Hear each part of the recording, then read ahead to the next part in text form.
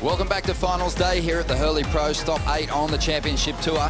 Filipe Toledo about to take on Kanoa Igarashi. So much history between these two competitors.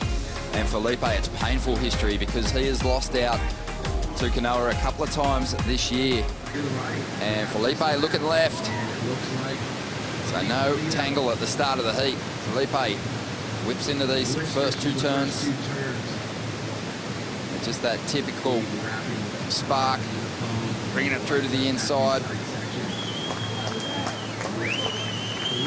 And still getting some opportunities to move. You know, you just make that comparison to what you saw from Jeremy on the backhand. There's just that little bit more explosiveness. Doesn't necessarily have that steeper face, but he executes on the very first section, which is the steepest section, right there, perfectly placed, perfectly timed. And then the wave starts to slow up here, but he stays with it because he knows he's going to get that steeper section on the inside, which he does. And again, this is where he, you execute in the very beginning of the wave, and then you execute at the very end of the wave. It's a nice completed ride and a great start for him. He's going to feel like pretty confident now.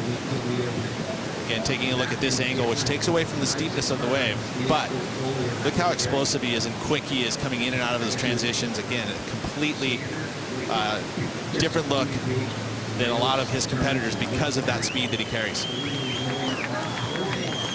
So 23.5 minutes remaining here. The first score still coming through for Filipe. Barton Lynch, your thoughts on the pain? And we're going to see Kanoa glide into this little left right here off the bottom. Slams it straight up into the bowl. A little late. Missed time there, but comes around for another sweep. Not what he's looking for right there. So does not look off pace. The guy is on point. As the waves get smaller, his chances get higher. It's just amazing to watch how quick, how fast. I mean, every little edit you see of this guy. A paddle battle for priority in the opening stages here, though, and Filipe dropped a solid score. He's up once again, springing down the line, and he has a fall, 19.5 minutes to go. So the two heats this year, as we see the replay, Pete, tell us what went wrong. Well, I mean, he's putting everything he can into it. I mean, in that situation, you have to go back up onto the lip again. So. And a little bit better. Here we go. Filipe, without priority, gets this wave. Swings up into it. Nice snap. His left is still pretty flat at this stage, so he's not collecting a lot of points just yet. But now gets his opportunities to swing that board a little harder on the inside. He should get rid of the 3.33. As much as it was pushing off of the reef and not on, it did have enough water in it, to keep the size up. A lot of times these waves will drain in size. This one stayed pretty full. It didn't give him a ton of vertical face, but again, the energy was there. So he's able to whip his board and stay moving quickly through every maneuver, which is, it improves this event so far. How do you lift your game in a situation like that? Well, he's going to lift it on this one. Yeah, here he goes. Loading up. Kanoa's got some speed here. Needs to go big. Just skimming across the lip there. Getting a little 90s on us now on the inside. You've got to recognise the importance of the moment, of every moment, particularly on this tour, because you never know when those, those doors are going to open. You're able to run through them and score a big win, which he's done this week. I mean, quarters is a great result for him, and he's had a great event, especially, conquering Mick Fanning twice with that resurf. That would have been and it's costing him big time at the moment. Still chasing a two-wave total of 14.34. Let's see if he can chip away at Filipe's lead. Nice first turn there. This wave's standing up really well for him.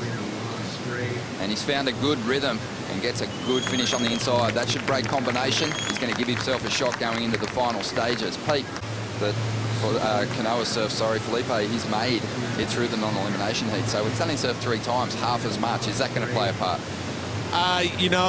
They're both Groms, so I would say no. Peterson taking on Silvana Lima, two of the highest scoring competitors on the women's side. Here we go, a nice looking wave here for Filipe. Aggressive, more aggressive on that first turn this time. Setting up something big. He'll go to the air, but loses his front foot. It looked like he had perfect placement when he went up for that turn. And this is Kanoa's chance.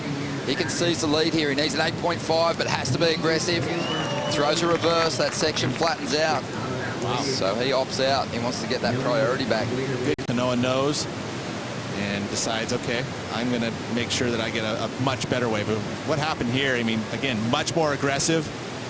You know, and I like that he's going for this section because his, you know, strike rate in those types of moves is so high that you would think slam dunk that he's going to be making that.